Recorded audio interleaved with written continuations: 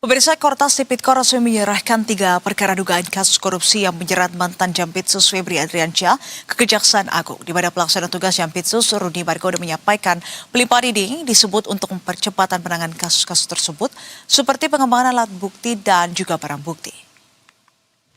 Kami secara formil akan menerima penyerahan perkara 3 perkara yang hari ini sebagai bentuk komitmen agar ada percepatan, profesionalisme dan sinergi dalam penanganan.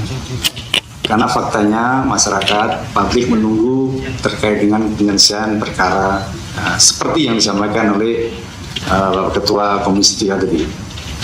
Apa yang disinergikan yang penting adalah untuk percepatan. Yang pertama, untuk pengembangan alat bukti untuk maksimalitas, kemudian pengembangan barang bukti, dan yang lebih penting adalah sinergi. Hari ini walau diserahkan kepada Jampitsus, kita tetap koordinasi sinergi dengan Kakor Tas Tipikor beserta jajaran agar ada kepastian dalam penyelesaian. Dan pemirsa, untuk mengetahui informasi terbaru terkait dengan penetapan tersangka mantan Jampitsus Kejagung Febri Adriansyah, kita telah terhubung dengan jurnalis Berita 1 Hidayat Azriel di Kejaksaan Agung dan Reza Pamungkas di Polda Metro Jaya. Kita ke Dayat terlebih dahulu. Selamat sore Dayat, baru saja mantan Jampitsus Kejagung Febri Adriansyah ditetapkan sebagai tersangka. Apakah kemudian sudah ada respon dari Kejaksaan Agung sejauh ini? Iya, baik, selamat sore Nisrina dan juga pemirsa Berita 1. Memang konferensi pers yang dilakukan di Kejaksaan Agung telah selesai, yang dimana dilakukan pada pukul 3 sore tadi begitu, yang dihadiri oleh dari perwakilan DPR, Polri dan juga Kejaksaan Agung. Dan memang di sini pelimpahan dari tersangka ex Jampitsus Kejaksaan Agung memang telah dilimpahkan ke Kejaksaan Agung, yang dimana dari pihak Kejaksaan Agung ini meliputi dugaan korupsi pengelolaan tata kelola batubara PT Asabri dan juga PT Krakatau Steel. Dan alasan dari pelimpahan kasus ini ke Kejaksaan Agung yakni adalah langkah penyerahan berkas dan penanganan perkara dari Polri Kejagung dilakukan demi menjaga sinergitas, personalisme serta percepatan penyelesaian perkara yang menyita perhatian publik begitu Nisrina. Baik, Hidayat Azriel, pasca saat ini kasus terkait dengan ex Jampitsus Febri Adriansyah dilimpahkan ke Kejaksaan Agung, apa fokus yang akan dilakukan oleh Kejaksaan Agung untuk bisa mempercepat dan menjaga netralitas dalam pengusutan terkait dengan perkara ini?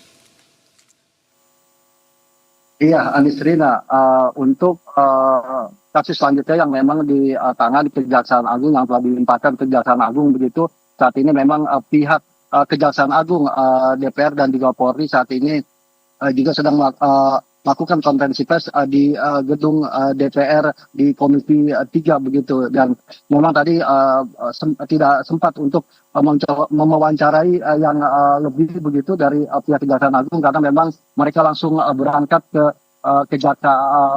gedung DPR ke Komisi 3 begitu Nisrina.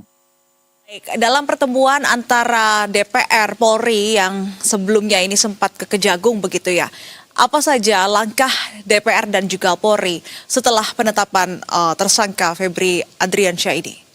Dayat.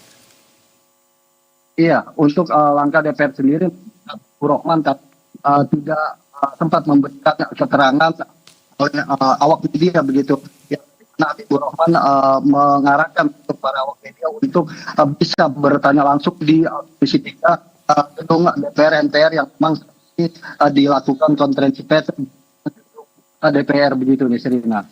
Baik, terima kasih atas informasinya Hidayat Azriel melaporkan langsung dari Gedung Kejaksaan Agung Jakarta, dan berikutnya kita ke rekan Reza yang saat ini berada di Mapolda Metro Jaya di kawasan Jakarta Selatan. Selamat sore Reza. Bagaimana kondisi di Polda Metro Jaya saat ini? Apakah masih dalam pengamanan ketat di sana? Ya, Nisrina dan pemirsa Berita 1. Selamat sore. Saat ini pengamanan di sekitar Polda Metro Jaya masih dijaga ketat oleh personil dari Brimob Polda Metro Jaya pasca ditetapkan tersangka Febri Adriansyah sebagai tersangka. Berdasarkan informasi yang kami dapat dari Kortas Tipikor dan Polda Metro Jaya telah menetapkan 2 tersangka. Berdasarkan informasi yang kami terima, 2 tersangka yaitu berinisial DR dari pihak swasta dan FA salah satu pejabat di lingkungan Kejagung.